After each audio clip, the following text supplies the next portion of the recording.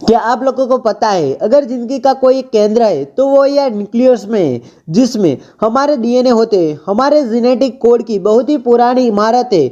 यह उस भाषा में लिखी है जिसे तमाम जिंदगियां पढ़ सकती है। डीएनए असल में एक मॉलिक्यूल है जो किसी भी मुड़ी हुई लंबी सीढ़ी की या दोहरी कुंडली की तरह होता है। सीढ़ी के डंडे 4 अलग अलग तरह के छोटे छोटे मॉलिक्यूल से बने होते हैं।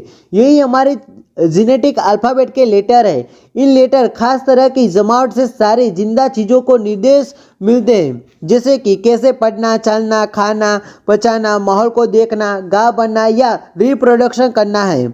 डीएनए की दोहरी कुंडली एक मॉलिक्यूल मशीन की तरह है जो करीब 100 अरब हिस्सों में मिलकर बनी है, जिन्हें कहते हैं एटम। हमारे डीएनए के एक मॉलिक्यूल में इतना ही एटम है जितना किसी गैलेक्सी में तारे होते हैं। ये कहानी हर जीती जागती चीज में चलती है। हम सब, हर जिंदा चीज